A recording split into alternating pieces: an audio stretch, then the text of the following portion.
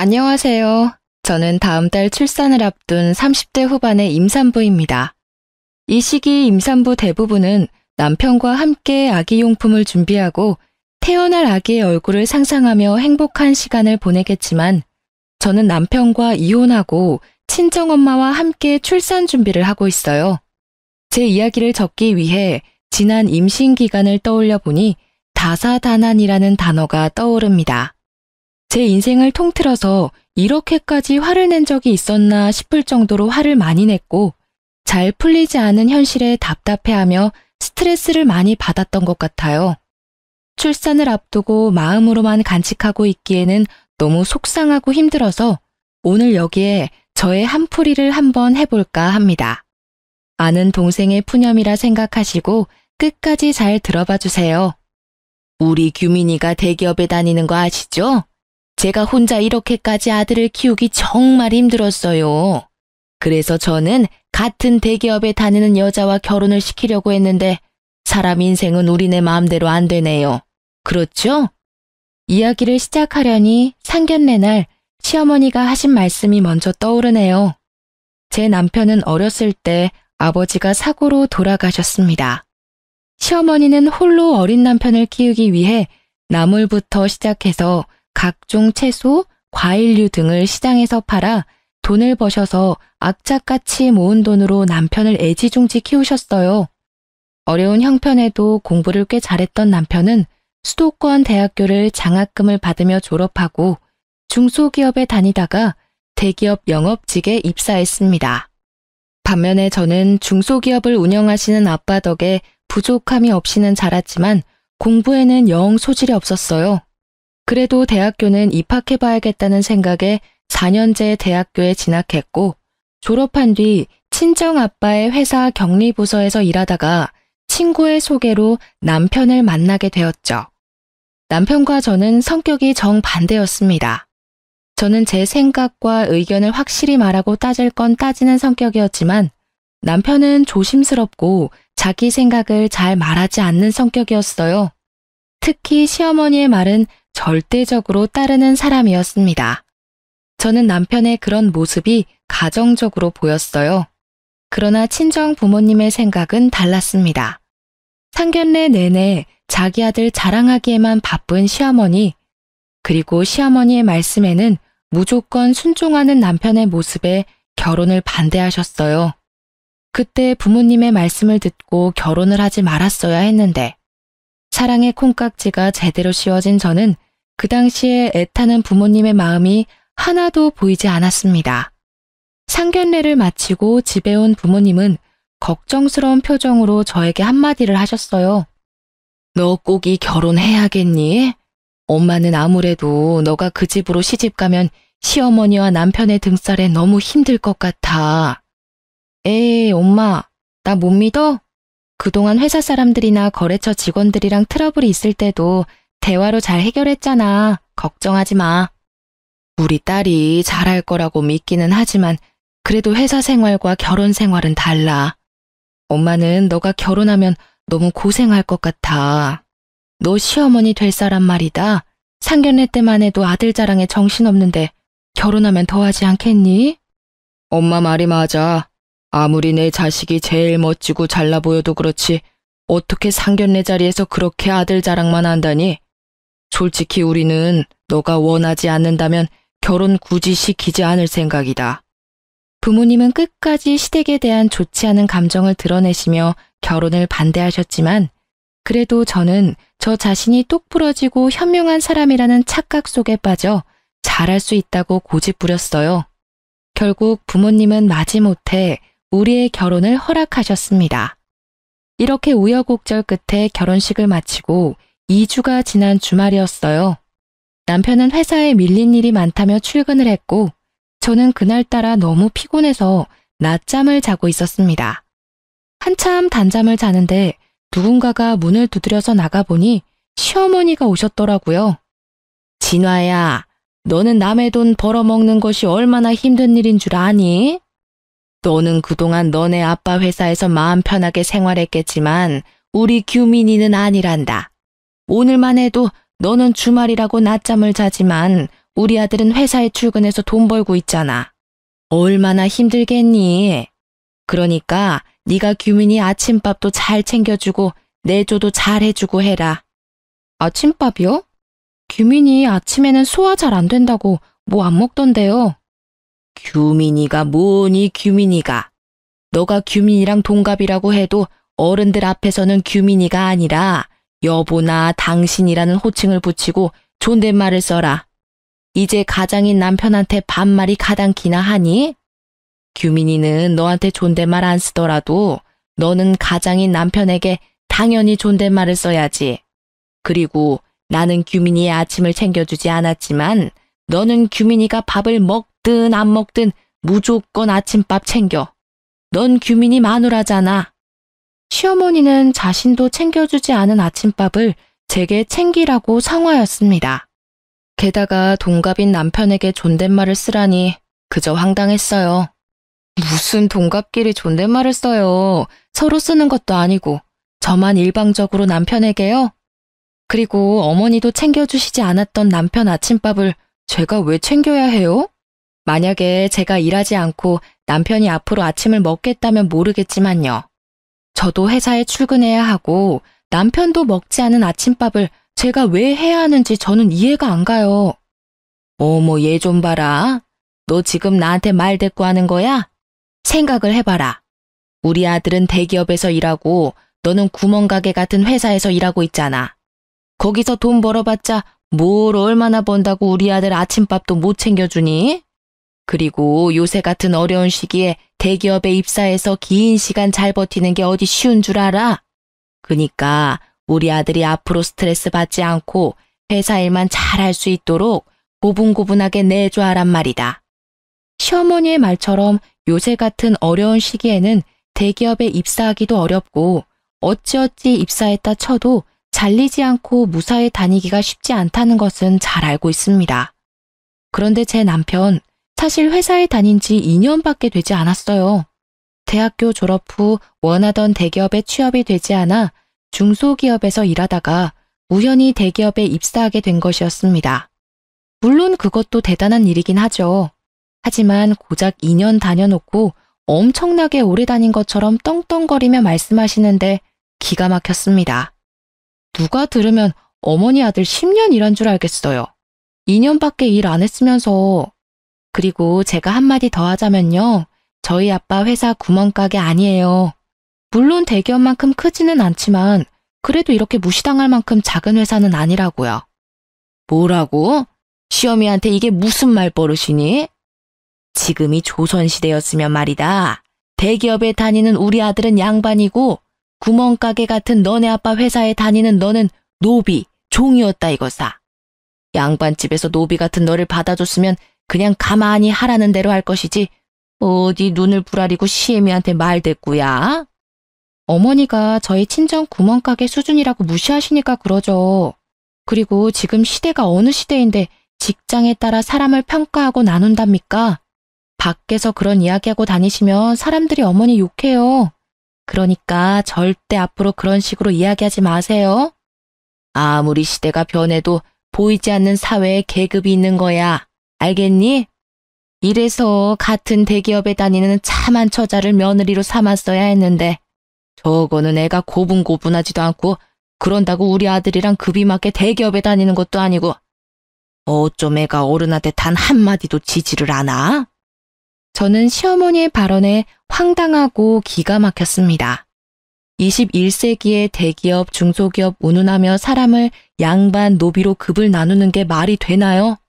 그리고 솔직히 대기업이라고 해서 무조건 복지나 근무 환경이 좋은 것도 아니고 중소기업이라고 해도 급여나 복지가 좋은 회사들도 많이 있지 않습니까? 게다가 아빠의 회사는 중소기업이지만 대기업 못지않게 월급도 많이 주고 복지도 좋기로 소문난 회사였어요. 이런 아빠의 회사를 구멍가게라고 하며 무시를 하니 저도 가만히 있을 수가 없었습니다.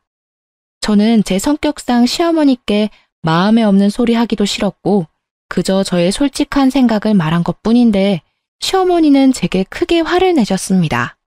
시어머니는 저같이 할 말 다 하는 며느리가 잘못되었다고 생각할 수도 있겠지만 솔직히 21세기의 회사에 따라 양반, 노비 등으로 계급을 나누고 사돈이 운영하는 회사를 구멍가게라고 하며 비하하는 것이 더 잘못된 것 아닌가요? 하지만 시어머니는 본인의 언행에 문제가 있음을 전혀 생각하지 않고 오히려 제게 화만 잔뜩 내다가 집에 가셨습니다. 그리고 그날 저녁 남편이 퇴근했는데 시어머니께 모든 상황을 들었는지 화가 잔뜩 나 있더라고요. 우리 엄마한테 다 들었어. 그냥 엄마한테 곱게 말하면 어디가 덧나냐? 넌 어쩜 그렇게 매사에 하나하나 다 따지려고 들어? 어머니가 나한테 무슨 말씀을 어떻게 하셨는지는 알고 그딴 식으로 말하는 거야?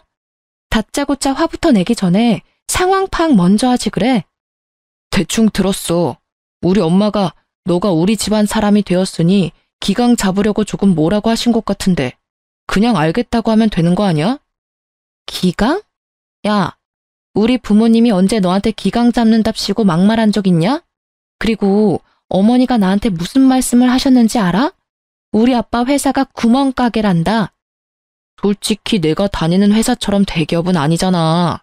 그리고 우리 엄마가 옛날에 시장에서 일하셔서 말이 원래 거칠어. 그거 모르고 결혼한 것도 아니면서 왜 그래? 그래, 네가 다니는 그 잘난 회사에 비해선 규모가 작으니까 우리 아빠 회사가 구멍가게 수준인 건 그렇다 치자. 그런데 어디 그뿐인 줄 아니? 대기업에 다니는 너는 양반이고 중소기업에 다니는 나는 노비란다. 내가 노비라는 소리를 들으면서도 참고 있었어야 해? 우리 엄마가 그런 말을 했다고? 그건 못 들었는데. 아무튼 엄마가 말은 거칠어도 마음은 여린 분이니까 너도 욱하지 말고 그냥 그러려니 하고 살아. 너는 그게 가능해도 나는 절대 그렇게 못해. 내가 어머니한테 말하지 못할 게 뭐야? 넌 그래도 며느리잖아. 그냥 어른인 우리 엄마한테 좀 지고 살면 안 돼? 적당히 한 귀로 듣고 한 귀로는 흘리면서 살면 안 되냐고. 야, 내가 너랑 결혼하면서 너네 집 힘들다고 해서 이 집도 해오고 결혼식 비용이나 혼수도 다 반반으로 했는데 노비라는 소리나 들으며 무시당하면서 살아야 해? 난 그렇게는 못 살아. 솔직히 저희 부모님은 시댁에 기죽어 살지 말라는 의미에서 신혼집을 마련해 주셨습니다.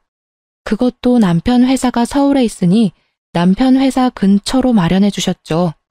반면에 시댁은 남편이 대기업에 다녀도 경제적으로 넉넉하지 않다는 이유로 아무것도 해주시지 않았어요. 그러면서 도리만 강요하는 시어머니한테 화를 내는 저를 남편은 이해하지 못했습니다. 우리는 합의점 따위는 없는 평행선 같은 싸움을 했고 그 뒤로 남들은 깨를 볶는다는 신혼임에도 불구하고 남남처럼 아무 말도 하지 않고 지냈어요. 그렇게 일주일이 지났습니다. 한동안 냉전 상태였던 남편이 제게 할 말이 있는지 쭈뼛쭈뼛 다가오더라고요. 다음 주 주말에 약속 잡지 마. 사실 엄마가 이모들이랑 개모임에서 1년에 한 번씩 펜션 잡아서 1박 2일로 놀러가. 이번에는 우리 쪽에서 준비해야 하는 차례라서 다음 주로 펜션 예약해놨어. 너도 같이 가야 해. 그럼 다음 주에 시이모님들 모시고 1박 2일 여행을 가야 한다고? 그런 걸 너 혼자 일방적으로 정하면 어떡해? 내가 말을 하려고 해도 너가 화가 잔뜩 나 있는데 어떻게 말을 거냐? 뭐 어찌됐든 지금 말하잖아. 그리고 이미 펜션 예약도 다 해서 너는 그냥 다음 주에 이모들이랑 같이 여행이나 가면 되는데 뭘 걱정이야. 아무리 그래도 시이모님이 두 분이나 계시는데 내가 얼마나 불편할지는 생각 안 해? 우리 이모들이 널 잡아먹기라도 하냐? 그리고 매번 가는 것도 아니고 1년에 딱 한 번, 1박만 하는 건데 뭐가 그리 걱정이야. 아휴, 말을 말자. 펜션은 어디로 잡았는데? 남편은 강원도 쪽으로 펜션을 잡았다며 펜션 이름을 제게 알려주었습니다. 핸드폰으로 찾아보니 시설도 깔끔하고 바닷가 앞쪽이라 분위기도 꽤 좋아 보였어요. 그런데 주말 가격을 보니 1박에 무려 140만 원이나 하더라고요. 뭐야, 1박에 140만 원? 설마 이 돈 다 낸 건 아니지? 당연히 냈지. 이번에 우리 결혼하며 이모들한테 축의금도 꽤 받았고 게다가 너는 중소기업이지만 사장님 딸이고 나는 대기업 사원인데 친척들한테 당연히 우리가 사야 하는 거 아니야? 야, 우리가 부부인데 100만 원이 넘는 금액을 쓰려면 서로 상의를 해야 하는 거 아니야? 나한테는 말 한마디도 없이 네 마음대로 그 금액을 막 써. 내가 우리 집 여행해서 네 돈 달래? 어차피 내가 번 내 돈으로 펜션 비용 결제하겠다는데 뭐가 잘못됐어? 넌 좀 따지고 들지 마. 우리는 서로서로 이해하지 못했고 그 뒤로도 만나기만 하면 원수처럼 싸워댔습니다. 하지만 원래 신혼 때는 치약 짜는 것이나 양말 벗는 것과 같은 사소한 것으로도 많이 싸운다고들 하니까 남편과 저 또한 서로 맞춰가는 과정이라고 생각했어요. 그렇게 일주일 뒤 저는 시어머니와 시이모님들을 모시고 남편이 예약한 펜션으로 떠나게 되었습니다. 확실히 1박에 100만 원이 넘는 곳이라 그런지 시설이 정말 좋았고 그래서인지 시어머니도 시이모님들 앞에서 뿌듯해 하시는 것이 보였어요. 비싼 곳이라 그런지 정말 좋구나. 그런데 이거 누가 돈을 냈니? 당연히 내가 돈 냈지. 근데 왜요? 참나. 우리 아들 주말에도 쉬지 않고 일했는데 그 돈 쓰기 아까워서 그러지. 다음부터는 진화 네가 번 돈으로 펜션도 예약하고 하려무나. 저번에 그랬잖아. 너희 친정 구멍가게 수준 아니라고. 어디 너희 친정 수준 한번 봐보게. 다음 여행 때는 진화가 펜션도 직접 예약하렴. 그래, 우리 동생도 이제 좀 여유롭게 살아야지. 솔직히 우리 동생 그동안 혼자 규민이 키우면서 힘들었으니 이제 노년에는 며느리 효도 받으면서 살아야지 않겠어? 진화 너가 이제 시어머니 잘 모시고 여행도 좋은 곳에 여기저기 다니고 해. 맞아, 진화야. 우리 엄마 고생 많이 하셨으니까 이제 우리 엄마한테 효도하면서 살아. 가재는 개편이라더니 시이모님들과 남편은 하나같이 시어머니한테 효도해야 함을 강조하셨습니다. 물론 시어머니가 그동안 혼자서 많은 고생하신 것은 충분히 알겠으나 그 고생을 하며 남편을 키운 거지 저를 키운 건 아니잖아요. 막말로 시어머니가 저 아기 때 저를 돌봐주신 것도 아니고 제가 학교 다닐 때 학비를 대주신 것도 아닌데 제가 왜 시어머니한테 효도할 것을 강요받아야 하는지 이해가 잘 되지 않았습니다. 시간이 벌써 6시네. 배고프다. 얼른 저녁 먹자. 며느리야, 너 이름이 뭐였더라? 아무튼 얼른 고기 굽고 해라. 제 이름 진화야, 이진화. 진화야, 다들 배고프니까 얼른 준비해라. 아들은 운전하느라 피곤했지? 방에 들어가서 좀 자고 있어. 밥 다 되면 내가 부를게. 알았어. 운전했더니 피곤하긴 하네. 그럼 나 조금만 잘 테니까 밥 다 되면 불러줘. 시어머니는 남편에게는 방에 들어가라고 하고 제게는 저녁상을 준비하라고 시키셨습니다. 솔직히 저희 친정은 항상 다 같이 식사를 준비하고 여행 왔을 때는 아빠가 거의 요리를 하셨거든요. 그런데 아무도 일어나지 않고 제게만 이것저것 음식을 시키며 빨리 밥을 달라고 재촉하셨습니다. 솔직히 기분이 좋지는 않았지만 그래도 시어른들을 모시고 처음으로 여행을 온 것이니 잘 보이고 싶은 마음에 저 혼자 저녁을 준비를 했어요. 아직도 멀었니? 우리 백가죽이 등에 붙겠다. 저 혼자 하려니 시간이 늦어지네요. 많이 배고프시면 어머니도 오셔서 좀 도와주시겠어요? 지금 며느리가 시어머니한테 일을 시키는 거야? 요새 참 세상이 편해졌나 보네. 나는 젊을 때 시어머니 말에 찍소리도 못했는데. 시어머니와 시이모님들은 배고프시다면서 손 하나 까딱하지 않으셨고 결국 저 혼자 모든 음식을 준비해야 했습니다. 얼추 준비가 다 되자 시어머니는 방에서 자고 있던 남편을 불렀어요. 저는 제가 모든 준비를 했으니 남편이 고기를 구워줄 것이라는 생각에 남편에게 집게와 가위를 건넸습니다. 진화야, 뭐하니? 얼른 고기 구워. 설마 고기 우리 아들이 구우라고 집게를 건네는 거야? 우리 아들 여기까지 운전하고 와서 피곤해. 그러니 너가 하렴.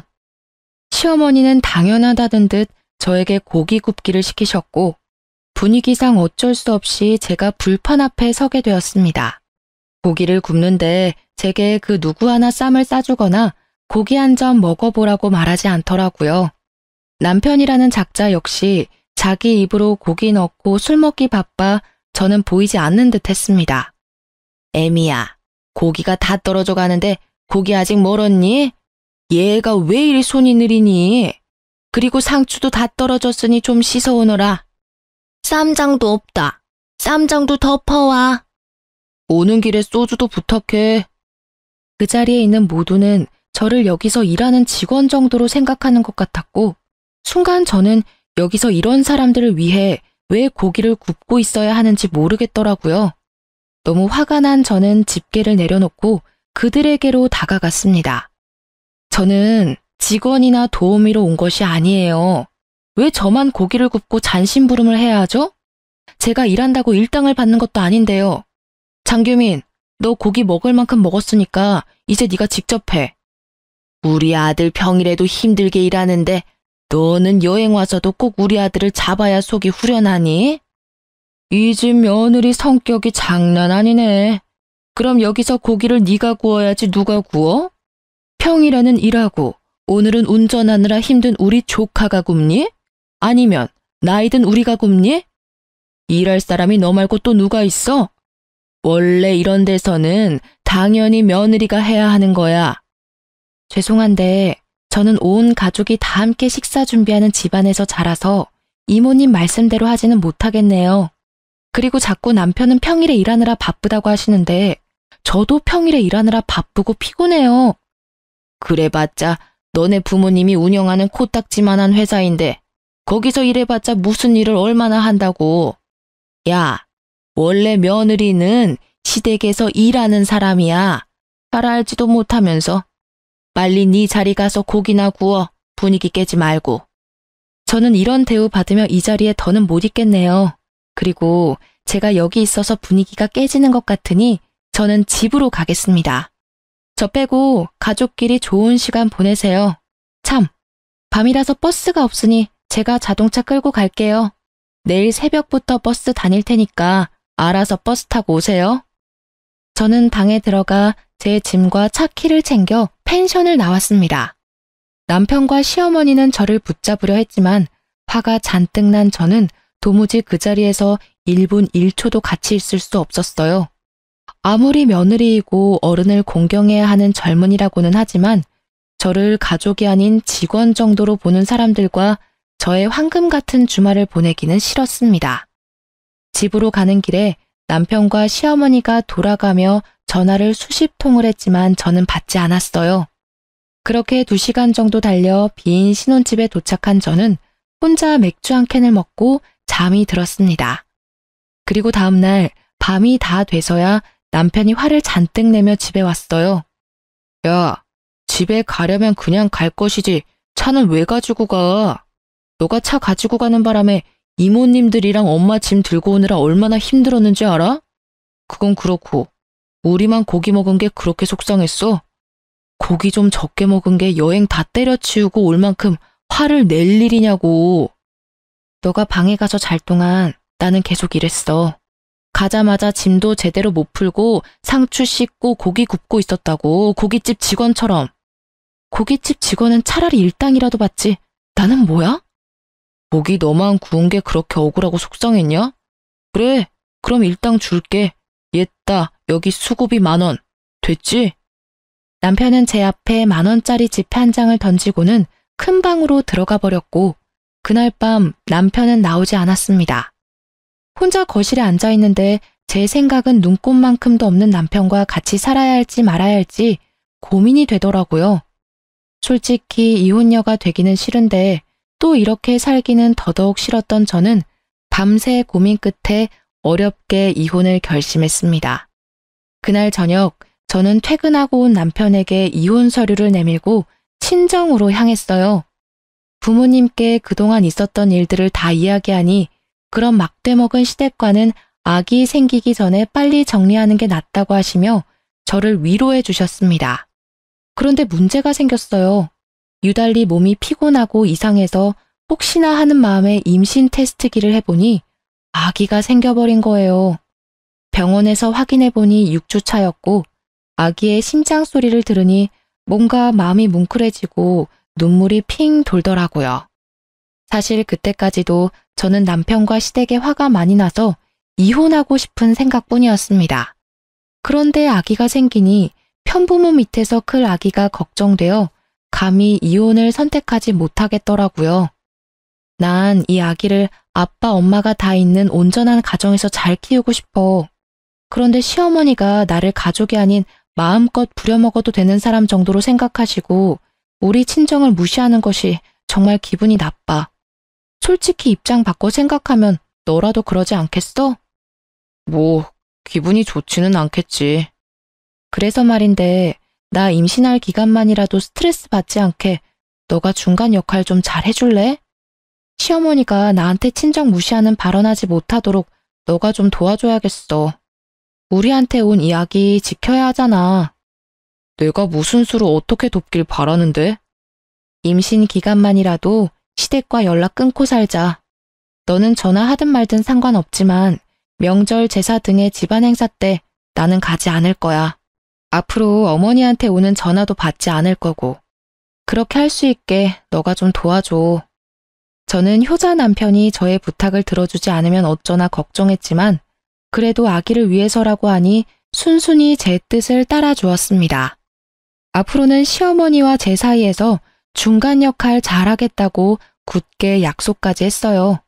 그런 남편을 저는 믿었고 한동안은 나름 행복했습니다. 그렇게 임신 5개월 정도가 되었어요. 그날 남편은 친구들을 만나러 나갔고 저는 주말이라 부모님과 함께 집에서 쉬고 있었습니다. 밥을 먹고 거실에 앉아 과일을 먹는데 그다지 반갑지 않은 전화가 왔어요. 바로 시어머니였습니다. 저는 전화를 받지 않으려고 했지만 계속 전화를 하시는 통에 어쩔 수 없이 받았어요. 야, 너는 아무리 임신을 했어도 그렇지 어떻게 시어머니한테 전화 한 통 없냐? 너 지금 나랑 연락 안 한 지 무려 6개월 넘었어. 정말 영 끊고 살 거야? 규민이한테 다 들었다. 너가 임신 기간에 나랑 연락 끊고 싶다고 했다길래 화가 많이 났어. 어디서 며느리가 시어미한테 연을 끊자는 이야기를 해? 하지만 그래도 너가 유산할 수도 있는 임신 초기니까 그냥 참았어. 그런데 이제 어느 정도 안전 게 아니니? 그럼 알아서 죄송합니다 하고 연락을 해야지. 화가 난 시어머니의 목소리가 어찌나 큰지 스피커폰으로 하지 않아도 옆에 계시던 부모님께 똑똑히 잘 들릴 정도였습니다. 이어서 시어머니는 저에게 하지 말아야 할 소리를 하시기 시작하셨어요. 야, 네 뱃속의 자식 딸이야 아들이야? 딸이면 굳이 필요 없으니까 지워버리고 아들이면 출산해라. 알겠니? 요새는 아기 지우면 불법이에요. 어떻게 그런 소리를 아무렇지도 않게 하세요? 너는 꼭 내가 한마디 하면 100마디는 하려고 하더라. 그냥 좀 시험이 말에 토달지 말고 네 할 수는 없는 거야? 그리고 요새 젊은 사람들 아기 낳고 지 부모한테 자기 아기를 맡긴다더라. 나는 절대 그렇게 못하니까 애기는 네가 회사를 때려치우든지 해서 네가 직접 봐. 어린이집도 보내지 말고 네가 직접 보라고. 알겠어? 안 그래도 저 어머니한테 제 아기 부탁할 생각 전혀 없었어요. 그러니 걱정하지 마세요. 뚫린 입이라고 말은 잘도 짓거리는구나. 시어머니는 저에게 막말하시기 시작하셨고 옆에서 듣고만 있던 아빠는 속이 상하시고 화가 많이 나셨는지 제 전화를 빼앗아 가셨습니다. 사돈, 지금 임신한 아이한테 이게 뭐 하는 짓입니까? 이러니 우리 딸이 시댁과 연을 끊자는 이야기를 하지. 딸이면 지워버리라고요?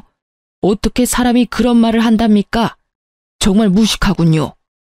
이봐요. 지금 말 다 했어요? 뭐? 무식? 그럼 당신네 딸내미는 임신했다고 시어미랑 연락 끊고 살자는 게 잘하는 짓이에요? 솔직히 사돈이 진화에게 해준 것이 뭐가 있습니까? 결혼한다고 집을 해준 것도 아니고 그 흔한 반지 하나 해준 것도 아니잖아요. 그저 부려먹으려고만 하면서 막말이나 일삼는데 그게 무슨 시어머니야? 게다가 아직 태어나지도 않은 아기 절대 보지 못한다고 말하는 게 맞다고 생각합니까? 네, 그쪽 말대로 우리 아기 절대로 사돈에게 맡기지 않을 겁니다. 그리고 진화 스트레스 받아서 우리 집 손주 잘못되면 안 되니 제가 진화 돌봐야겠네요. 지금 사는 애들 집 팔고 우리 집 근처로 옮길 거니까 그런 줄 알아요. 뭐라고요? 어디서 지금 결혼한 여자가 친정이랑 가깝게 지내? 거기 경기도잖아. 나는 서울인데 그럼 우리 아들 어떻게 봐? 절대 그건 안 돼. 안 된다고 하면 어쩔 건데요? 그 집 내가 산 집입니다. 집 주인인 내가 집을 팔겠다는데 그쪽이 아기 태어나면 아기 봐줄 것도 아니잖아요. 그러면서 왜 애들 이사를 못하게 해? 거기로 가면 서울에 있는 우리 아들은 출퇴근을 어떻게 하라고요? 어쩜 자기 딸만 생각하고 내 아들은 자식도 아닌가요? 이봐요. 사위도 자식이야. 나야말로 하고 싶은 소리네요. 이봐요. 며느리도 자식이에요. 세상에 임신한 자식한테 소리 빽빽 지르는 어미가 어디에 있답니까? 아무튼 그렇게 알고 전화 끊습니다.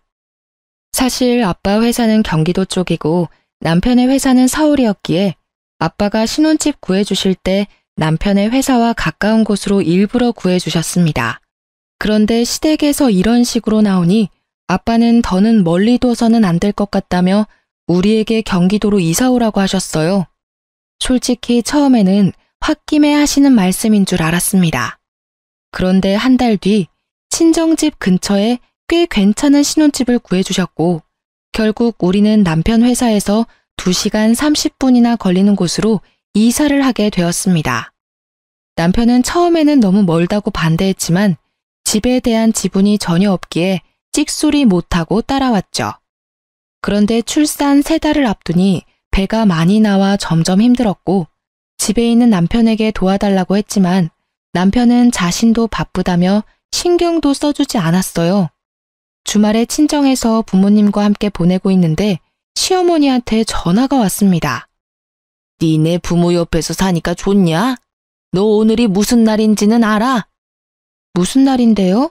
어머니 생신도 아니고 남편 생일도 아니잖아요. 네 시아버지 제사이다. 며느리가 돼서 어떻게 그런 것도 모르니? 그니까 얼른 우리 집으로 튀어와. 참, 우리 아들은 너네 아빠 때문에 매일 5시간씩 출퇴근하느라 힘들 테니 반드시 너 혼자 와라. 알겠니? 시어머니는 오늘 제사이니 오라는 말만 하시고 끊으셨습니다. 사실 저는 전날 병원 검진에서 임신성 당뇨에 저혈압이 심하다며 되도록 멀리 다니지 말라는 주의를 들었어요. 그래서 배가 잔뜩 나온 이 몸으로 서울까지 가기에는 무리였습니다. 게다가 제가 시댁에 가면 가정부처럼 일만 하다 올 것이 뻔했고 무엇보다 아버지 제사에 아들인 남편도 참석 안 하는데 얼굴 한 번 못 본 제가 굳이 갈 필요는 없잖아요. 그래서 저는 시댁에 가지 않고 친정에서 낮잠을 잤어요. 그렇게 3시간 정도 지났으려나요? 계속 들리는 진동소리에 잠이 깨서 핸드폰을 보니 시어머니가 전화를 100통이나 하셨더라고요. 지금 전화 받아봤자 욕설만 들을 것이 뻔하기에 저는 계속 울리는 핸드폰을 받지 않았습니다. 그리고 잠시 후 누군가 친정집의 대문을 두드렸어요. 엄마가 깜짝 놀라 문을 열어보니 문 앞에는 시어머니가 계셨고 화가 난 표정으로 제 이름을 부르셨죠. 이진화, 너 이 시어미 말이 말 같지가 않냐? 너네 시아버지 오늘 제삿날이니까 당장 튀어오라고 했어 안 했어? 그런데 너는 친정에서 퍼질러 잠이나 자? 내가 그렇게 웃음니? 시어머니는 저의 머리채를 잡고 흔들어댔고 그 모습에 놀란 엄마는 시어머니를 밀쳐냈어요. 다돈, 아무리 그래도 어떻게 임신한 아이 머리를 잡는답니까? 그리고 우리 진아, 지금 몸이 안 좋아요. 서울까지 갈 몸 상태가 아니라고요. 그건 내 알 바 아니고 며느리면 당연히 시댁 제사에 하늘이 2쪽이 나도 참석해야 할 거 아니야. 이렇게 며느리 도리 못할 거면 이혼해. 나도 너 뱃속에 자식 따위 필요 없다. 이혼이요? 알겠습니다. 이혼할게요. 안 그래도 며느리 집안 노비로 보는 어머니랑 중간 역할 제대로 하지도 못하는 남편 때문에 힘들었는데 잘 됐네요. 아기에게는 아빠와 엄마가 같이 있는 환경이 좋을 것 같아 어떻게든 살아보려고 했었는데 이런 시어머니와 남편 밑에서는 아기가 보고 배울 게 하나도 없겠네요. 시어머니는 제가 덥석 이혼하겠다고 하자 잠시 당황하는 기색을 내비쳤습니다. 그래도 이미 내뱉은 말을 취소할 수는 없겠는지 오히려 더 큰 소리를 내시더라고요. 그래, 잘 됐네. 사실 그동안 우리 아들은 대기업 다니는데 며느리는 이름도 모르는 하찮은 회사 다녀서 부끄러웠다. 이참에 너네 둘이 갈라서고 우리 아들이랑 급이 많은 대기업 며느리 한번 얻어서 자랑 좀 하고 다녀보자. 대기업 아들의 며느리요? 아들이 말 안 했나 보죠? 어머니, 일을 어째요? 이제 그쪽 아들 대기업 직원 아니에요. 뭐? 뭔 소리야? 우리 아들 대기업 잘 다니는데 무슨 소리를 하는 거야? 임신하더니 정신도 나버렸니? 시어머니는 여전히 남편이 대기업에 다니고 있는 줄로만 알고 계셨습니다. 저는 원래 시어머니와 따로 연락을 안 했는데 남편 역시 자신이 회사에서 잘린 사실을 말하지 않았던 것이죠. 어머니, 아니지. 아줌마의 그 대단한 아들이요. 매일 지각해서 회사에서 권고사직 당했어요. 그 잘난 대기업에서 잘렸다고요. 아시겠어요? 시어머니는 제 말을 끝까지 믿지 못하겠다고 하며 친정집을 박차고 나가셨습니다. 사실 경기도로 이사하고 남편은 2달도 안 돼서 해고당했어요. 남편이 하던 일이 영업이라 거래처와의 신뢰가 정말 중요한데 남편이 중요 거래처와 미팅을 늦게 와서 거래가 여러 번 취소되었다고 해요. 솔직히 더 젊고 능력 좋은 사람들이 줄 서서 기다리는 대기업에서 기업 이미지 깎아먹는 남편을 계속 데리고 있을 필요는 없잖아요. 그래서 권고사직을 당하게 되었죠. 반면 저는 여전히 아빠 회사에서 일하고 있었습니다. 그날 저녁 부모님은 남편을 불러 둘이 당장 이혼하라고 하셨어요. 저는 알겠다고 했으나 남편은 그래도 아기가 생겼는데 죽어도 이혼 못 해주겠다고 고집을 피우더라고요. 뱃속의 아기를 생각한다는 사람이 너네 엄마 하나 제대로 막지 못하냐? 솔직히 너네 엄마가 그동안 나한테 얼마나 막말을 했어? 게다가 오늘은 너네 아빠 제사인데 오지 않았다고 여기까지 쫓아와서는 내 머리채를 잡더라. 나는 내 자식이 이렇게 폭력적이고 말도 무식하게 하는 어머니를 닮을까봐 무서워. 앞으로는 내가 잘할게. 그러니까 제발 나 한 번만 봐주라. 우리 아기 아빠 없는 자식으로 키울 거야? 요새 여자 혼자 아기 키우기가 얼마나 힘든데. 너같이 무능하고 엄마만 알고 자기 가족들은 모르는 사람을 아빠로 두는 것보다는 나 혼자 아기 키우는 게 훨씬 더 나은 것 같아. 그러니까 헛소리 그만하고 우리 이제 갈라서자. 그러게 처음부터 잘했어야지. 짐 안 빼면 네 집 모조리 다 버릴 테니까 그런 줄 알아. 남편은 무릎까지 꿇으며 이혼하기 싫다고 하며 빌었지만 저는 이미 남편에 대한 신뢰를 잃었기에 하루라도 같이 살 수가 없었습니다. 그렇게 남편은 한참을 울며 빌다가 친정에서 나갔고 저는 그날 밤 친정에서 잠을 잤어요. 다음 날 회사를 마치고 신혼집에 가보니 여전히 남편의 짐들이 있었습니다. 확 버리려다가 그래도 최소한의 예의는 지키고 싶어서 남편의 짐을 대충 구겨 넣고 시댁에 퀵으로 보내버렸어요. 이혼 서류와 함께요. 그리고 저는 신혼집의 비밀번호도 바꿔버리고 친정으로 갔습니다. 그렇게 3시간 정도 뒤 시어머니한테 전화가 왔어요. 아가야, 그동안 내가 정말 미안했다. 이 늙은이가 정신줄을 놨나 보다. 정말 미안해. 그러니까 그만 화 풀고 우리 아들 좀 받아주면 안 될까? 내가 손주도 잘 돌봐주고 이제는 너에게 막말도 하지 않을게. 정말 너를 내 딸로 여기며 평생을 받들며 살게. 그러니까 한 번만 화 좀 풀어주련. 이미 신뢰도 잃고 같이 살 이유도 없는데 제가 왜 그래야 하죠? 저는 아줌마와 아줌마 아들과 더는 대화할 이유도 가치도 없습니다. 말 길어져 봤자 피차 좋지 않을 테니 전화 끊을게요. 시어머니는 저를 어떻게든 붙잡고 싶었는지 말을 더 하려 했지만 저는 그냥 끊어버렸습니다. 그 뒤로 저는 경기도의 신혼집을 팔아버렸고 이렇게 저와 남편은 이혼하게 되었어요.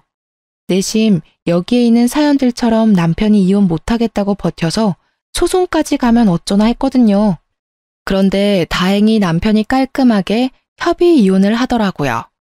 대충 알아보니까 이혼 소송을 하는데 드는 돈이 한두 푼이 아니라면서요. 아마 남편은 백수의 집도 없고 위자료를 내줘야 할 판국이 되니 울며 겨자 먹기로 어쩔 수 없이 합의해 준 것 같았습니다. 그리고 지난주 남편이 친정집으로 저를 찾아왔습니다. 아주 꾀죄죄한 모습으로요. 무슨 일이냐고 물으니 남편이 대뜸 제 손을 잡는 거예요. 진화야, 나 좀 살려줘. 사실 우리 엄마가 화장실에서 얼마 전에 쓰러지셨어. 그래서 지금 사경을 헤매고 있는데 병원비가 한 푼도 없어. 제발 불쌍한 사람 돕는다 생각하고 병원비 좀 주면 안 될까? 어? 그럼 내가 정말 평생 널 은인으로 생각하고 살게. 어머, 어머니께서 그리 되셨어? 어쩌면 좋아. 너 회사도 잘리고 많이 힘들었겠다. 잠깐만. 저는 집 안으로 들어와 제 지갑을 꺼냈어요. 그리고 지갑 안에 있던 10,000원을 꺼내 들었습니다. 이를 어쩌나? 지갑에 10,000원밖에 없네? 옛다 병원비. 이거 갖고 가서 잘 치료해드려. 야, 장난해? 우리 엄마가 사경을 헤맨다는데 이러고 싶어? 솔직히 나는 이 상황에서도 자업자득이라는 단어밖에 생각이 안 나네. 너네 엄마 그동안 얼마나 나를 괴롭게 하고 막말을 일삼았니? 나를 가족은커녕 그저 부려먹을 생각뿐이셨는데 내가 왜 너네 엄마의 병원비를 보태줘? 난 그렇게 마음이 넓은 사람이 아니라서 그렇게는 못하겠다. 10,000원으로 병원비 쓰면 되겠네. 저는 10,000원을 던지고 문을 쾅 닫아버렸습니다. 이렇게 저는 출산을 앞에 두고 남편과 이혼하게 되었어요. 사실 제 아기에게 화목한 가정, 좋은 아빠를 만들어주지 못해 미안합니다. 되도록 가정을 지키며 살려고 했는데 워낙 제 성격이 세서 참지 못하고 갈라서고 말았네요. 제 사연을 듣는 청취자분들 중에는 저보다 더 현명하게 이 상황을 대처하실 분도 계시겠지만 저로서는 이게 가장 나은 방법이었습니다. 어찌되었든 저는 이미 남편과 갈라섰고 이혼한 것에 대해 후회하지는 않아요. 그리고 앞으로는 과거에 얽매이지 않고 더 강해질 것입니다. 곧 저는 엄마가 되니까요. 엄마가 되는 것이 걱정되고 많이 떨려요. 그래도 제 사연을 듣고 계시는 인생 선배님들에게 응원의 말 한마디씩 들으면 힘이 날 것 같습니다. 우리 아기 무사히 잘 태어나서 행복한 꽃길을 걸을 수 있도록 좋은 말 부탁드려요. 지금까지 제 이야기 들어주셔서 감사합니다.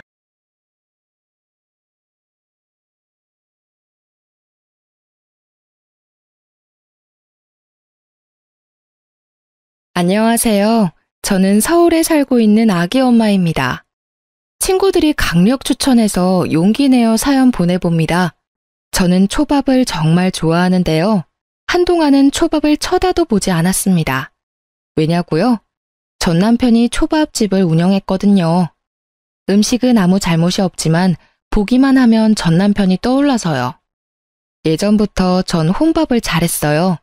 전 남편 가게에도 좋아하는 초밥을 먹으러 거의 매일을 갔습니다. 네, 당연히 혼자서요. 보통 사람들은 날 음식을 자주 먹기 힘들어 하잖아요. 저는 일주일 중 4번, 5번 정도 초밥을 먹었어요.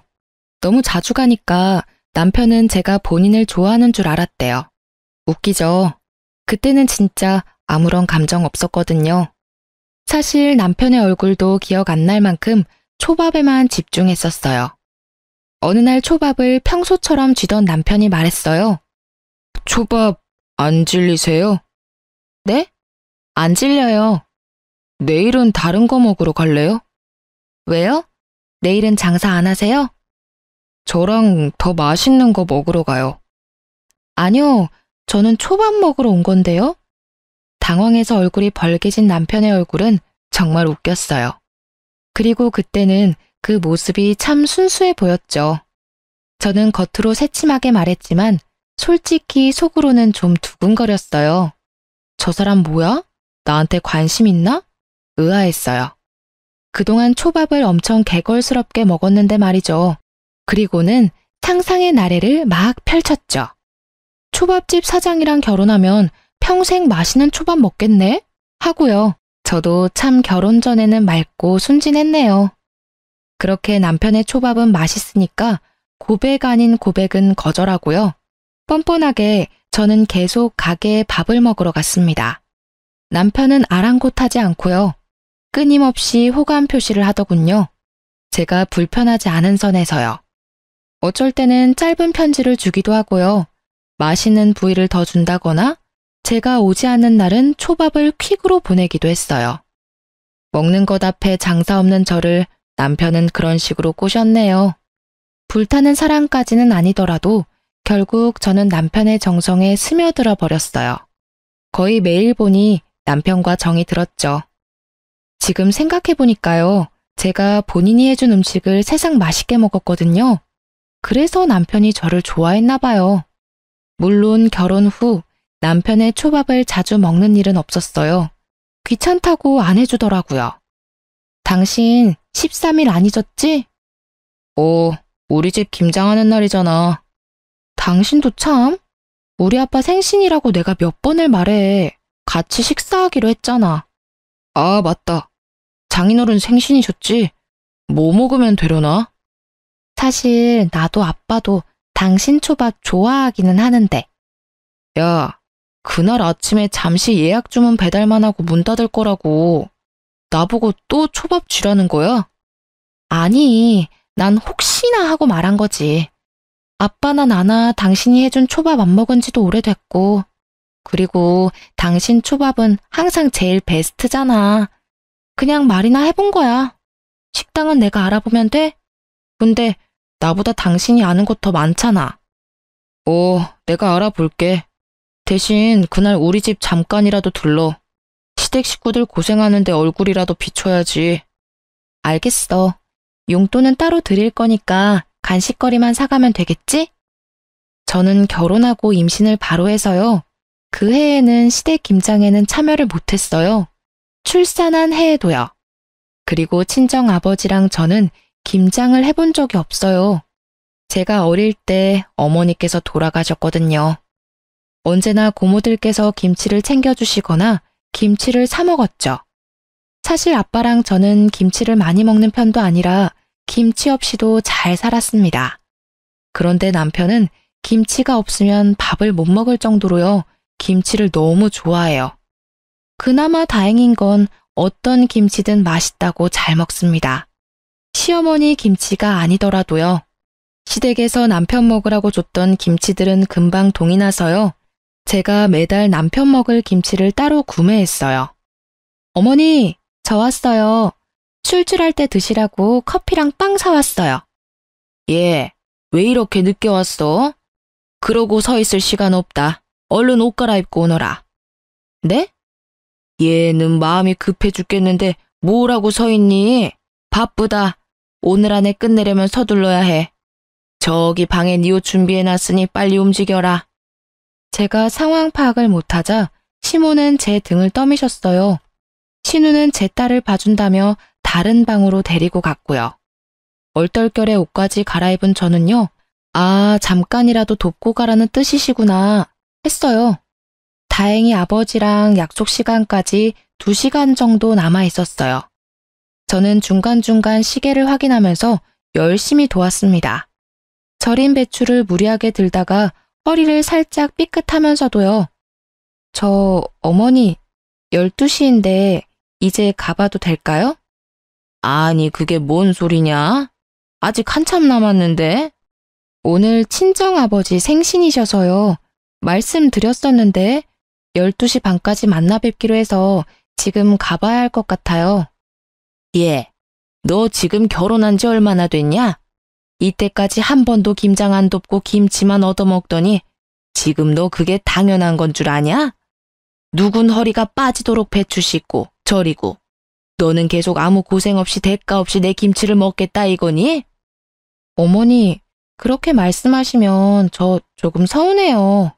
제가 임신하고 출산하느라 참여 못한 거잖아요. 일부러 안 한 게 아니잖아요. 난데없이 소리를 질러대는 시모에 저는 놀라서 울먹였습니다. 지금 너 일부러 안 하려 하잖니? 친정아버지 생신이라고 몇 번이나 말씀을... 너 정말 웃긴다. 몇 번 말해. 난 너 못 보낸다. 그렇게 알아라. 아니, 양심이 있으면 말이야. 지금부터라도 빠지지 않고 도와야지. 참 어디 말 같지도 않은 소리를 해? 처음에는 남편이 분명히 얼굴 도장만 찍고 오라 했습니다. 일찍 보내준다고도 말했고요. 결국은 안 보내줘서 아빠는 저를 기다리다가요. 남편이랑 둘이 식사를 하셨어요. 남편도 하필 예약 도시락에 문제가 생겨서 늦었더라고요. 친정아빠는 결국 쫄쫄 굶으시다 오후 늦게 점심을 드셨죠. 너무 속상했는데요.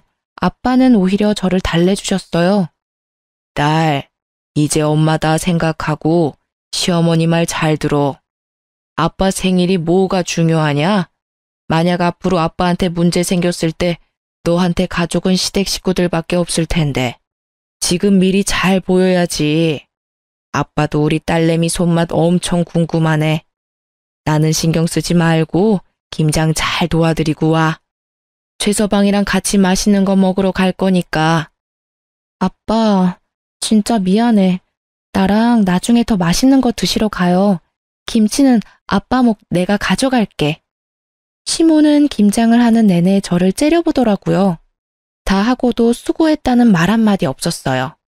시모는 식탁에 툭 던지듯이요. 큰 김치통 하나랑 작은 반찬통 올려놓고 말했어요. 큰 김치통은 내 아들 몫이고 그리고 이거는 네 친정아빠 갖다 줘라. 호랩이니까 이 정도만 있으면 되겠지. 저는 제 귀를 의심했어요. 어머니, 지금 뭐라고 하셨어요? 시댁 어른들이 김치를 나누느라 시끌벅적해서요. 제 말은 그대로 묻혔어요. 집에 돌아온 저는요. 남편에게라도 말해야 분이 풀릴 것 같았어요. 아니, 어머님 어떻게 말을 그렇게 하셔? 우리 아빠 보고 호랩이래. 호랩이라니. 게다가 김치도 김장하다가 남은 짜투리 싸주셨어. 뭐? 진짜야? 아이씨, 내가 분명 엄마한테 많이 챙겨달라고 했는데. 남편은 자기 김치만 생각했죠. 아니, 당신 김치는 이거고 우리 아빠 김치는 반찬통에 담아줬다고. 다행이네. 뭐? 다행? 말 다 했어? 내 말을 듣고도 다행이라는 말이 나온다고? 난 우리 아빠 생신도 못 챙겨드리고 하루 종일 네 집에서 개고생했어. 넌 뭐야? 너도 두 손 멀쩡하면서 왜 김장 안 도와? 네가 김장하고 내가 우리 아빠랑 식사했으면 됐겠네. 야, 사실 장인어른 생신보다 중요한 건 김장이야. 우리 집에서는 김장이 1년 중 가장 중요한 행사라고.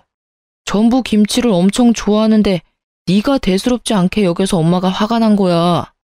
오죽하면 김장 안 시킨다고 거짓말하면서 널 불렀겠냐? 너 설마 알고 있었어? 어머님이 나 김장 시킬 거? 그것도 모르고 난 멍청하게 빵에 커피에 돈만 주고 장창 썼네? 애초에 못 도와드린 대신 계속 김장 비용도 드렸어. 우리가 받은 김치보다 더 많이 드렸어. 올해도 당연히 드렸고 김장비도 주고 김장도 하고. 근데 돌아오는 게 이런 취급이야? 그리고 뭐? 우리 아빠 생신보다 김장이 더 중요한 행사라고? 진짜 너랑 너네 엄마 웃긴다. 어떻게 김치가 사람보다 중요해. 말 같지 않은 소리 좀 하지 마. 어차피 서방이 다 먹는 김치잖아. 아까워? 겨우 하루 고생한 네 노동이랑 김장비가 그렇게 아까워?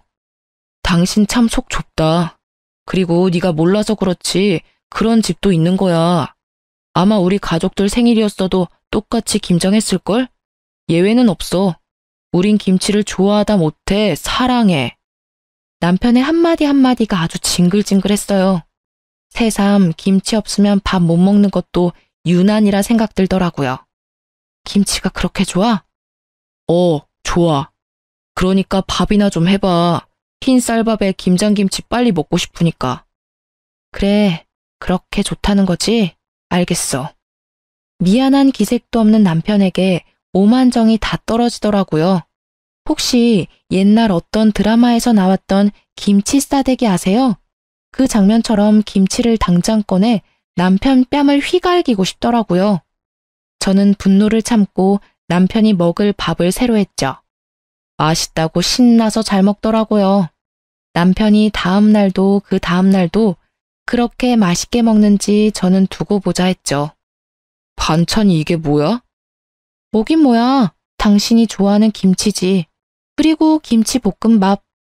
남편이 초밥 외에는 음식할 줄 모르거든요. 결혼하고부터는 식당 일하는 남편이 안쓰러워서요. 아침 저녁 살뜰히 제가 정성스레 밥을 차려줬어요. 근데 남편 하는 꼬라지를 보니 저도 바뀌어야겠더라고요. 장난해? 지금 어제 일로 복수하는 거야? 복수라니, 너 김치 좋아한다며. 좋아하는 걸 줘도 왜 난리야? 아, 됐다. 말을 말자. 와, 엄청 맛있겠네. 잘 먹을게. 남편은 얄밉게도 엄청 맛있게 먹더라고요. 그래서 그 다음날도 열심히 요리해줬어요. 밥 먹어. 당신이 좋아하는 반찬 김치랑 김칫국이야. 이게 진짜 다야? 김치 좋아한다며. 좋아하지.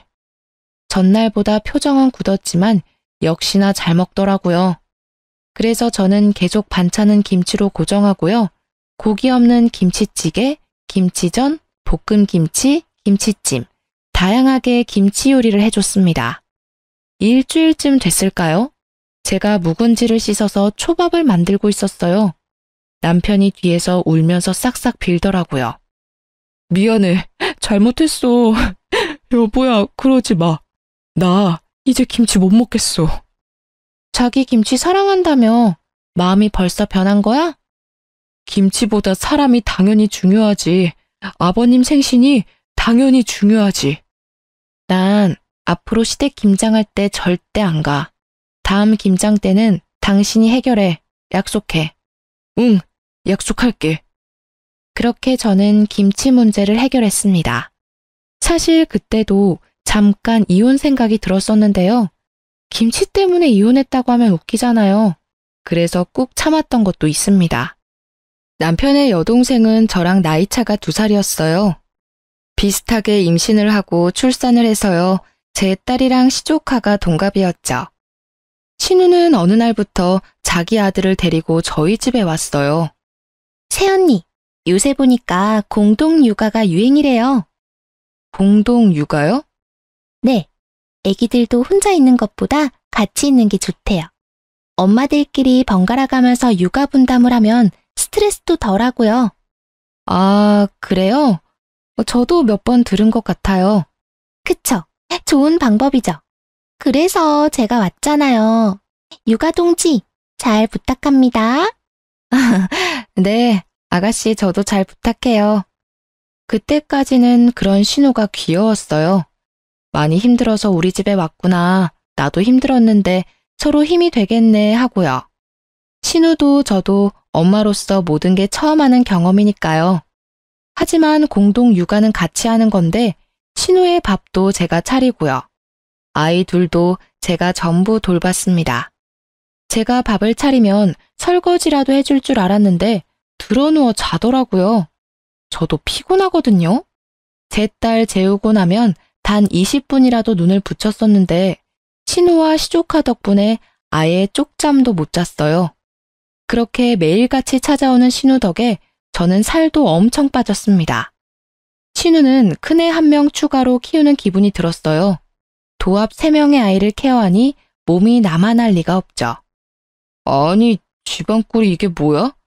당신 요즘 해도 너무한다. 여보, 그게 아니라 설거지 또 안 한 거 봐. 뭘 도대체 얼마나 먹은 거야? 나도 노력하고 있어. 근데 너무 힘들어. 그거 내가 먹은 게 아니라 아가씨가 먹은 거야. 내일부터 아가씨 우리 집에 못 오게 해. 뭔 소리야? 아가씨 말이야. 아마 나보다 어리니까 지금 더 힘들 거야. 육아도 살림도. 근데 그렇다고 나한테 다 맡기면 안 되잖아. 그동안 내가 당신한테 말 못했는데 아가씨 매일같이 우리 집 왔어. 다 큰 성인 내가 아침 점심 다 해먹이고 애들도 내가 다 케어했어. 공동 육아하자면서 찾아와서는 손 하나 까딱하지 않았다고. 그때 세상이 핑 돌더라고요. 네, 그렇게 쓰러져서 응급실에 갔어요. 남편은 그 와중에도 밉게 말하더라고요. 아주 고생은 혼자 다 하지? 나도 힘들어 죽겠는데 말이야. 집에 있으면서 뭐 그렇게 힘들다고. 아까 제대로 못 들었니? 네 동생 더는 우리 집 못 오게 해. 네가 안 막으면 나 진짜 집 나갈 거야. 남편은 들은 척도 안 하더라고요. 목이 메이고 울컥했지만 애써 참았습니다. 그렇게 수액을 맞고 몸은 좀 괜찮아졌고요. 피곤이 너무 쌓여서 쓰러졌다더라고요. 신우도 남편이 말했는지 다행히 안 오더라고요. 그렇게 딱 사흘 지났어요. 띵동 소리에 등골이 서늘하더라고요. 평소처럼 신우가 시조카를 데리고 집에 온 겁니다. 해도 너무하네요. 아가씨, 저 쓰러진 거 못 들으셨어요? 제 말은 안 들리는지 신우는 잠시만요 언니? 하고 통화를 받더라고요. 저는 시조카가 울든지 말든지 신우가 배고프든지 말든지 신경 끄기로 했습니다. 딸 낮잠을 재우려는데 신우가 다시 집을 나가는 소리가 들렸어요. 드디어 정신 차렸나 했죠. 그런데 시조카는 제 집에 덩그러니 놓고 갔더라고요. 어이가 없었어요.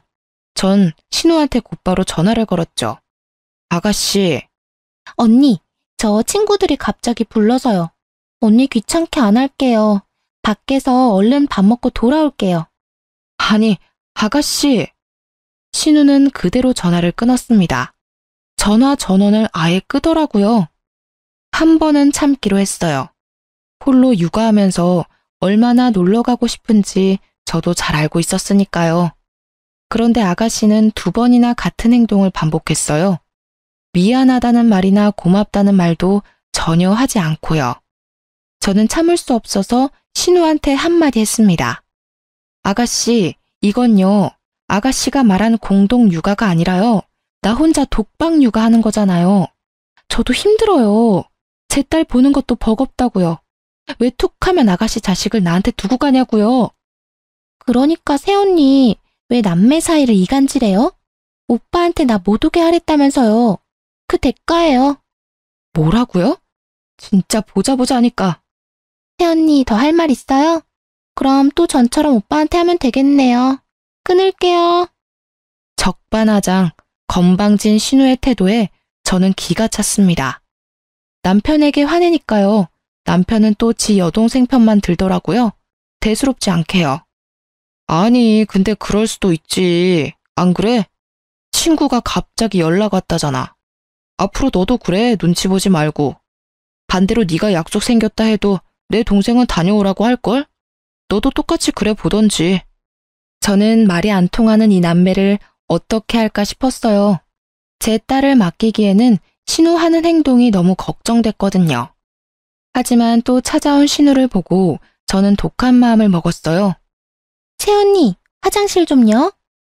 그 말에 저는 곧바로 제 핸드폰이랑 지갑만 들고 집을 나섰습니다. 딸이 눈에 밟혔지만요. 저는 막상 갈 곳도 없어서 집 바로 앞 카페에 갔어요. 그렇게 딱 1시간이 흘렀을까요? 너무 불안해서 다시 집으로 들어갔죠. 아가씨? 제가 조심스레 부르자 울었는지 눈이 퉁퉁 불어있는 신우가 나왔습니다. 그 모습을 보고 이제 좀 정신을 차렸나 보다. 이 정도면 내 마음을 이해했겠지 싶었어요. 그런데 익숙한 목소리가 제 귀를 때렸습니다. 너 지금 뭐 하는 거냐? 갑자기 튀어나온 시모에 깜짝 놀랐죠. 저는 차분히 상황 설명을 하는데 가만히 듣던 시모가 제 뺨을 세게 내리쳤습니다. 제 딸과 시조카는 그 광경을 목격하고 놀라 울음이 터졌습니다. 그 와중에도 신우이는 자기 아들만 챙기더라고요. 제가 딸을 안아주려 하자 시모 저를 막았어요. 그리고 거칠게 밀쳐냈어요. 얘, 버리고 나갈 때는 언제고 어디 안으려 들어? 어머니, 지금 다 상황 들으셨는데도 저한테만 뭐라 하시는 거예요? 제가 오죽했으면요. 어디 바락바락 대들긴? 정말 하는 행동이 무식하고 못 배워먹은 티가 나. 가정교육을 제대로 받았어야 알지. 아니 엄마 없이 자란 티를 너무 내는 거 아니니? 지금 뭐라고 하셨어요? 저는 애들이 울고 자지러져도 시모에게 소리를 질렀습니다. 아버지가 저를 정말 열심히 키우셨거든요. 어디 가서 그런 말 안 듣게요. 저도 어디 모난 구석 없이 잘하려고 노력했고요. 그런데 시집 와서 시모에게 이런 말을 듣다니 수치스럽고 섭섭했죠. 시모와 신우는 제가 계속 악을 쓰자 돌아갔어요. 밤이 되어서야 남편을 붙잡고 억울하다고 울면서 말했죠. 어머님이 엄마 없이 자란 티난데 나보고 어떻게 그런 말을 하셔? 잘못은 아가씨가 먼저 했는데. 애초에 애 2명 보는 게 뭐가 그렇게 힘들 일이야. 네가 너무 찡찡거려서 나까지 스트레스 받아. 우리 엄마 갑자기 잘하는 너한테 시집살이 한 것도 아니고 다 너 하는 행동 때문이잖아, 다. 그러게 왜 사서 내 동생이랑 불화를 만드냐? 저는 머리에 돌을 맞은 것처럼 멍했어요. 이곳에 제 편은 단 한 명도 없구나. 얼른 이 끔찍한 곳을 벗어나야겠다 싶었죠. 저는 남편 가게가 쉬는 날려 새벽같이 일어나 미리 싼 짐을 챙겨 친정으로 갔습니다. 아직 어린 딸이 걱정됐지만 일부러 두고 갔죠. 육아가 얼마나 힘든 건지 몸소 느껴봤으면 했습니다. 친정 아빠는요, 딸내미가 새벽부터 연락 없이 와서 많이 놀라셨죠. 자초지종을 얘기하니 아빠는 한동안 침묵하셨죠. 아빠께서는 평소에는 한없이 다정한 분이신데요. 직업 군인이셨어서 화나면 엄청 무서우세요. 얼마 안가 제가 없는 걸 확인한 남편이 전화가 왔습니다. 아빠가 대신 받으셨죠.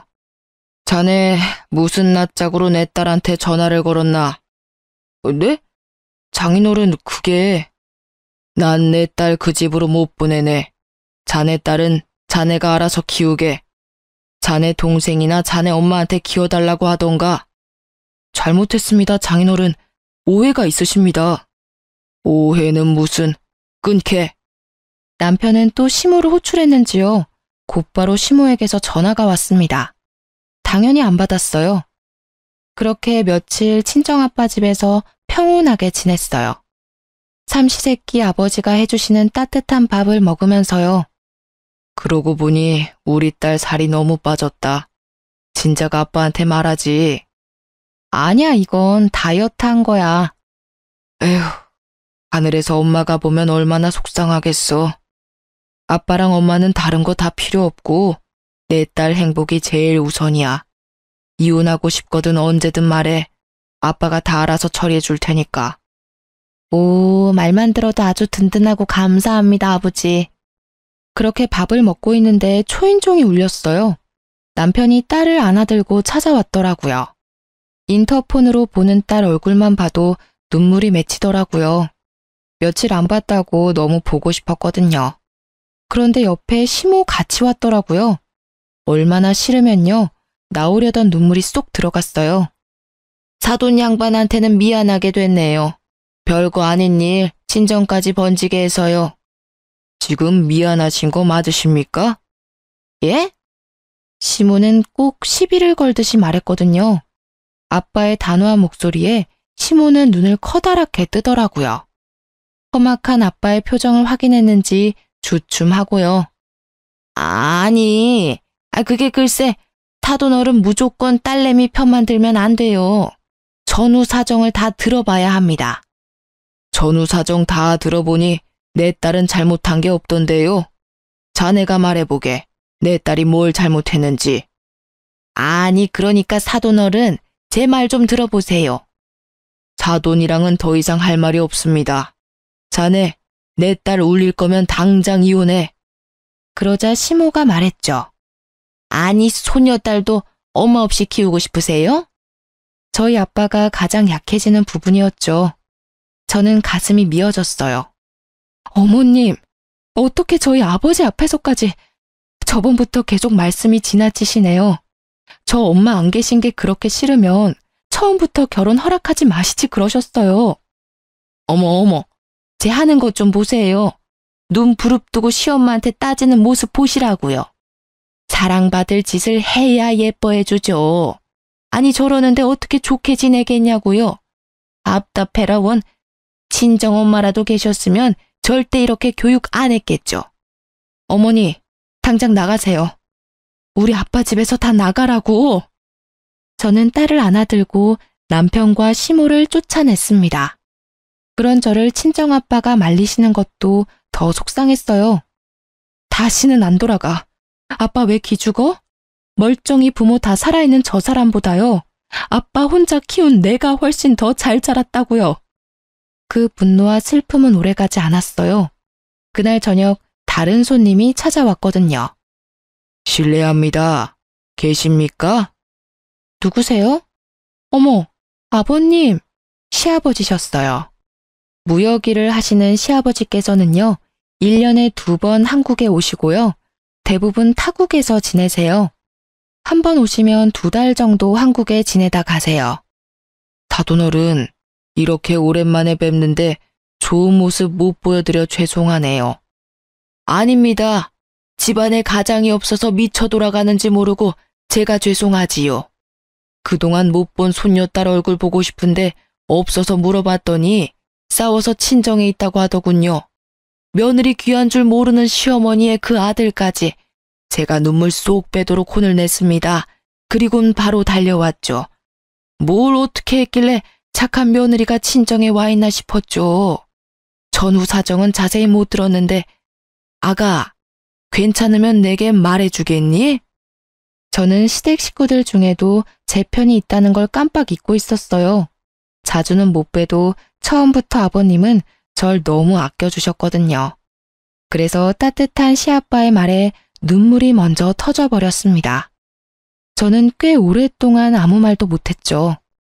별다른 말 없이 친정아빠와 시아빠가 괜찮다고 달래주셨습니다. 겨우 입을 땐 제 말을 듣고 시아버지는 길길이 날뛰셨어요. 저희 아빠보다 더요. 저희 남편은 재산이 그리 많지 않지만요. 시부는 돈이 엄청 많으세요. 하지만 자식들에게도 부인에게도 돈을 잘 안 쓰세요. 딱 한 가지씩만 지원해 주셨죠. 시모는 생활비 명목으로 카드, 남편은 초밥집 건물, 신우는 신혼집 아파트를요. 그래서 시댁 식구들은 시부 말이면 자다가도 벌떡 일어날 사람들이에요. 시부의 호출에 순식간에 남편과 신우, 시모가 왔더라고요. 당신 카드 일이네. 요즘은 골프가 재미없나 봐? 갑자기 여기까지 불러서 무슨 소리시람? 아니, 당신 왜 그래요?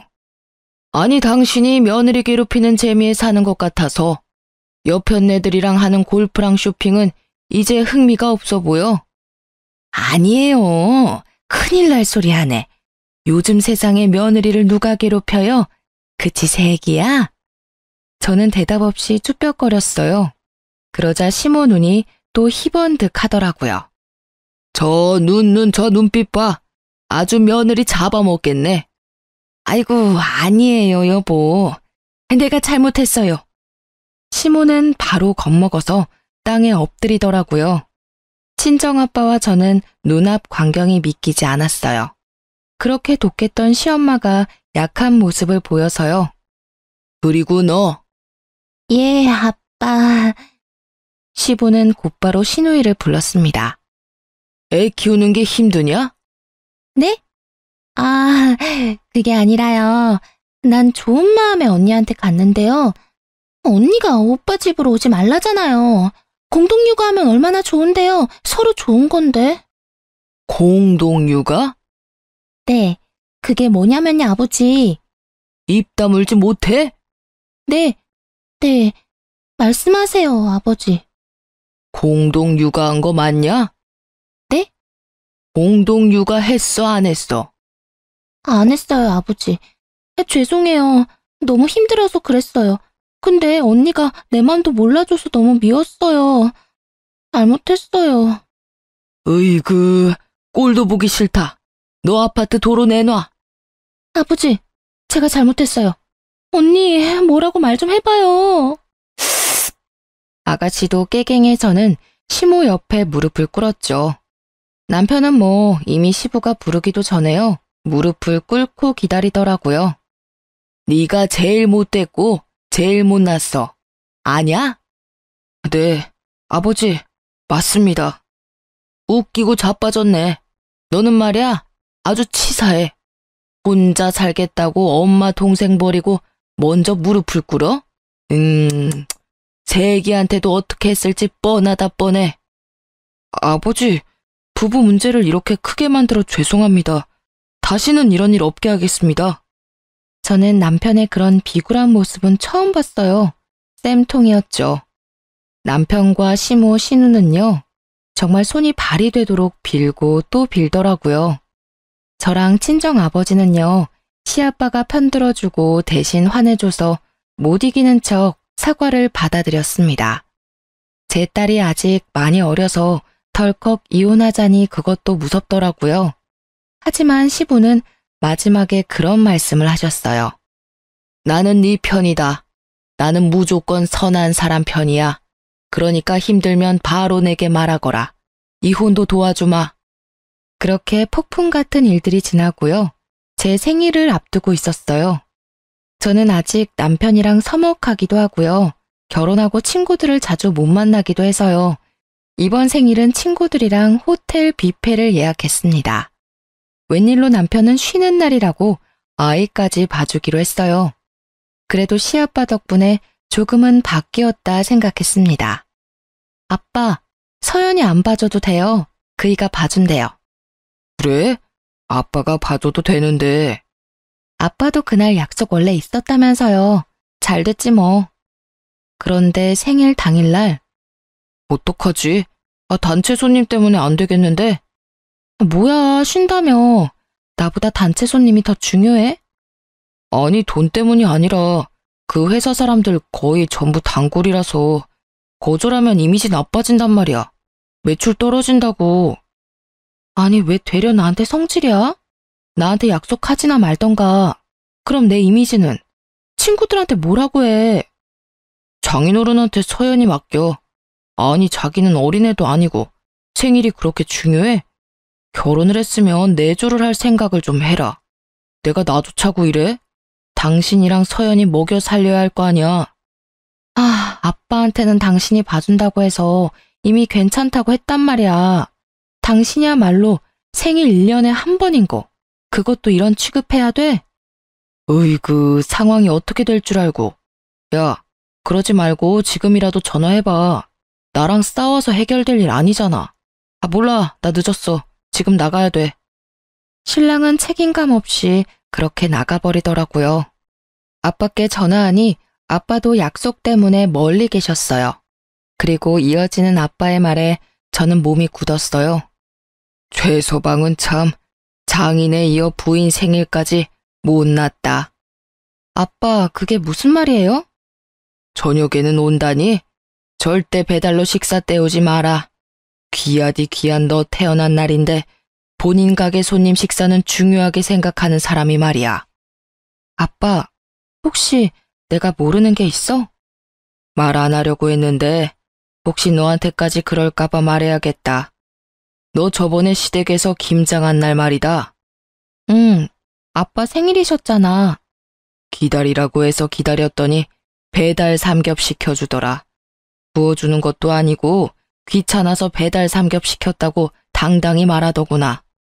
뭐? 열받아서 눈이 돌아가더라고요. 감히 장인어른 생신날 배달 삼겹살을요? 제가 한 번은 임신하고 너무 덥고 입덧이 심해서요. 삼겹살 먹고 싶다고 구워달라는 남편한테요. 배달 삼겹이라도 먹으라고 한 적이 있어요. 그때 노발대발 화냈었거든요. 하늘 같은 서방한테 배달 삼겹이 말이 되냐고요. 그래놓고 장인어른 생신날 어디 가게에 모신 것도 아니고 집에서 배달 삼겹이라니. 당장 가게에 찾아가 머리채를 다 뽑고 싶더라고요. 저는 냉수를 들이키곤 겨우 진정했습니다. 우선 친구들끼리 뷔페에 가라고 연락했어요. 딸이 부쩍 칭얼거림이 심해서요. 뷔페 가면 저도 친구들도 제대로 못 먹을 거 알았거든요. 게다가 남편 일까지 더해져 제 목구멍은 이미 닫힌 상태였죠. 제가 미안하다고 하니 친구들은 자기들도 안 가겠다고 버텼어요. 맛있는 거 사서 저희 집으로 오겠다고요. 저는 오히려 친구들이 뷔페 안 가는 게 더 속상했어요. 그래서 꼭 저 대신 예약한 뷔페 먹고 오라고 신신당부했죠. 너희 안 먹고 오면 말이야. 나 문 안 열어줄 거야. 나 때문에 안 먹고 오면 나 더 비참해. 그니까 맛있게 먹고 인증샷까지 보내? 난 저녁에 신랑이랑 먹으러 가기로 했단 말이야. 응? 이 기집애가 진짜 고집은 세서. 알겠다, 알겠어. 그럼 금방 먹고 갈게. 조금만 기다려. 네가 좋아하는 초밥집에서 초밥 왕창 포장해 갈 테니까. 전화를 끊고 제 처지가 너무 처량해서 슬펐어요. 괜찮다고 하지만 속상한 마음은 어쩔 수 없으니까요. 그리고 남편을 어떻게 할까 생각하고 있었죠. 그런데 얼마 안 가 친구들에게서 다시 전화가 왔습니다. 아, 너희들 진짜 나 신경 쓰지 말고 먹으라니까. 소연아, 너 남편 오늘 일 갔다고 했지? 응?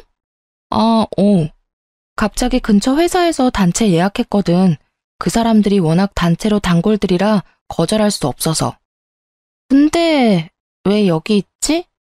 어? 뭐라고? 아, 야, 바꿔봐봐. 내가 말할게. 또 다른 친구가 씩씩거리며 전화를 바꿔봤더군요. 야, 저 미친. 네 남편 왜 여기 있냐? 네 시엄마도 보이더라? 너 빼고 단체로 룸에서 식사하고 있네. 내가 가서 깽판 놓을까? 룸은 예약해야 하잖아. 지들끼리만 맛있는 거 먹고 뭐야 저것들 진짜? 야, 잠시만. 일단 모르는 척 해줘. 내가 남편한테 전화해볼게. 저는 곧장 친구 전화를 끊고 남편에게 전화했어요. 계속 전화를 수신 거부로 넘기더라고요. 받을 때까지 끈질기게 전화를 걸었어요. 야, 바쁜데 왜 자꾸 전화질이야? 내가 도와주러 갈까? 뭐? 뭔 소리야 갑자기? 서연이 아빠가 봐준대. 바쁘지? 내가 자기 도와주러 갈게. 야야야, 오지 마. 왜? 오지 마. 오늘 분위기 보니까 중요한 업무 얘기도 하시고 프라이빗한 식사라 너 오면 불편할 거야. 그래? 끊어라. 전화하지 마. 사시미 뜨다가 나와서 받았잖아. 그래. 사시미 조심해야지. 마음 같아서는 사시미 들고 찾아가고 싶었어요. 대신 저는 다른 걸 품에 쥐고 호텔로 향했죠. 어떻게 할까? 우리가 어떻게 해줄까? 소연아, 너 대신 우리가 따져줄까? 야, 소연, 너한테는 이 언니들이 있어. 기죽지 마. 하고 싶은 말 다 하고, 그리고 나도 가만 안 둬. 저것들 뭔 사정이 있던 간에 감히 내 친구한테 이런 취급을 하다니. 제 친구들은 제각기로 저 대신 분노하고 있었어요. 그동안 시댁의 만행들 친구들도 모두 알고 있었거든요. 한 명은 눈물을 보이기도 했죠. 나 괜찮아. 내가 할게. 어디야? 친구들이 가르쳐준 룸의 문을 열었더니요. 남편은 귀신을 본 것처럼 비명을 질렀어요. 깜짝이야. 당신 뭐야? 신우는 물을 마시다 사례가 들렸고요. 시무와 신우는 제 눈을 피했어요. 여기 오늘 제 생일인 거 모르시는 분 계세요? 야. 남편이 제게 꽥 소리를 지르자 친구들이 나타났죠. 나가서 얘기해. 그리고 뒤에 누구야? 안녕하세요. 결혼식에 뵙고 처음 뵙네요. 왜 애한테 소리를 질러대요? 친구들은 제 양쪽에 보디가드처럼 섰어요. 신우는 친구들을 노려보며 말했습니다. 어머, 웃겨 진짜. 새언니, 지금 이건 뭔 상황이에요? 오늘 저 결혼 기념일이거든요?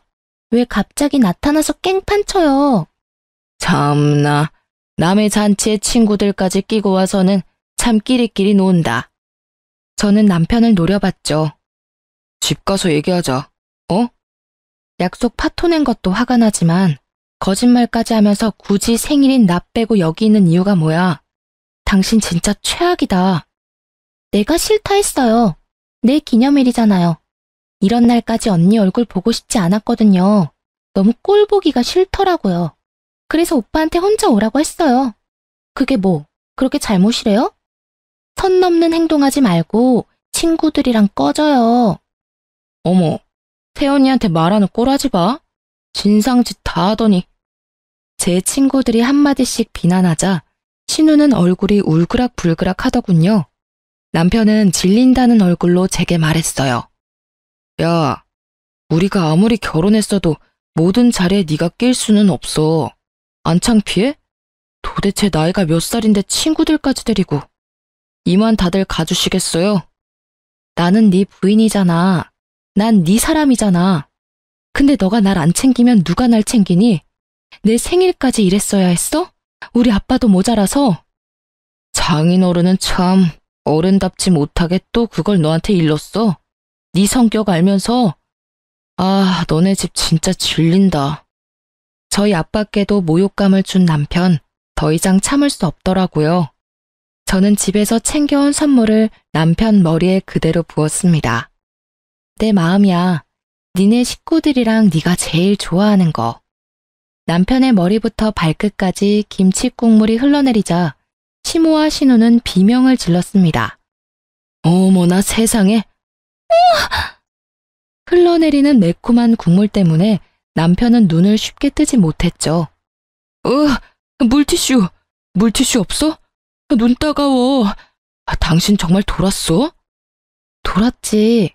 마음 같아서는 여기 앉은 모두한테 뿌리고 싶은데 나랑 내 친구들한테 튈까봐 참은 거야. 너랑은 이혼이야.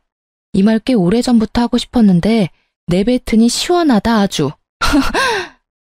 저는 그렇게 친구들이 도와줘서요. 아기 짐과 제 짐을 싸서 친정으로 갔습니다. 친정 아빠는 저랑 친구들을 보고 놀라고 상황을 듣더니 탄식했어요. 친구들은요, 남편이 친정 아빠께 배달 삼겹을 시켜준 걸 알고 대신 멋진 계획을 세워줬어요. 그 다음 날까지 시댁에서 별다른 연락이 안 왔습니다. 남편도요. 저는 시아버지께 전화를 곧장 드렸죠. 아버님, 곧 생신이잖아요. 다시 출국하시기 전에 대접해드리고 싶어요.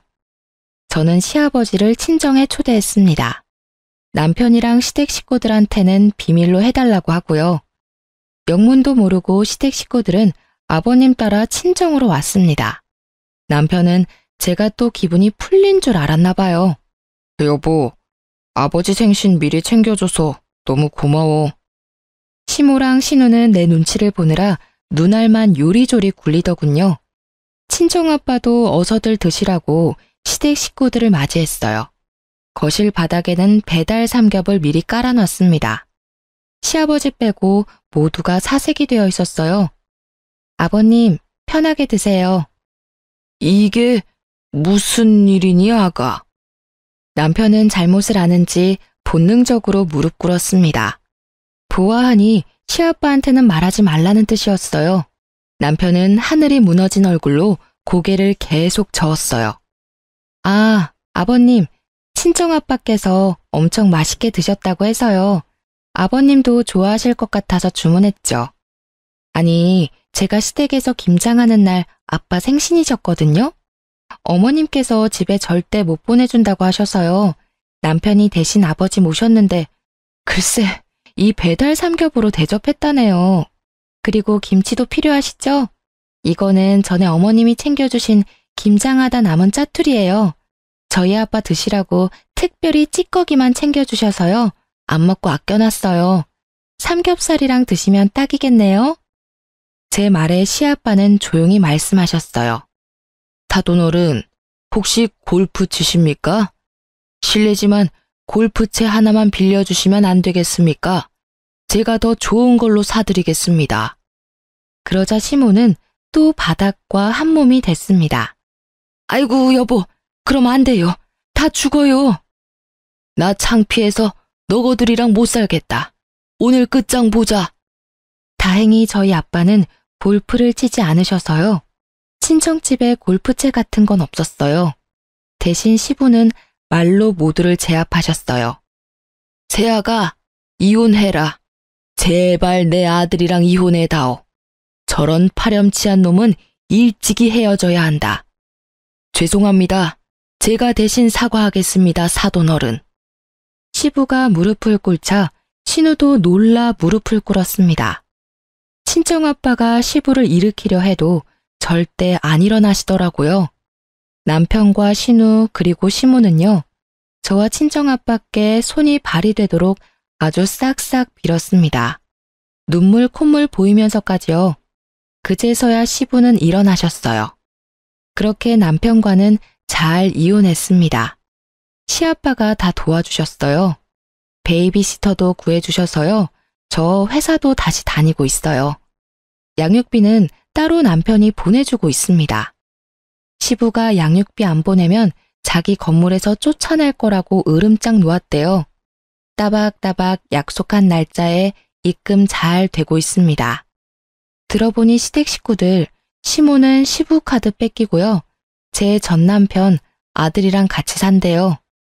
원래 살던 시부 집에서도 쫓겨난 거죠. 그리고 아버님 건물이라 남편이 가게 월세도 안 냈었거든요. 이제는 월세 낸다네요. 저랑 살던 신혼집도 뺏기고요. 신우는 시아빠가 해주신 아파트를 원래 몇 년 뒤에 증여받기로 했었는데요. 시아빠가 절대 못 주겠다고 당장 나가라고 해서 빌고 빌어서 월세 내면서 살고 있대요. 10년 묵은 채증이 내려가는 듯 했습니다. 시부가 신우 남편에게 투자하기로 했던 사업 자금도 안 해주신대요. 시부는 요즘도 전화 와서요. 그렇게 시댁 사람들 소식 전하며 손녀 안부도 물으세요. 시부는 멀쩡한 한가정 파탄낸 죗값 잘 치르고 있다고 항상 저를 달래주셔요. 피가 섞인 것만 가족이라 할 수 없는 것 같아요. 알고 보니 시부도 어머니 없이 자라셔서 제가 항상 애틋하셨대요. 계속 제 편이셨던 시부 덕에요. 제가 그나마 정신 차리고 사는 것 같아요. 지금은 다시 회사를 열심히 다니고 있습니다. 지금까지 긴 사연 들어주셔서 너무 감사합니다.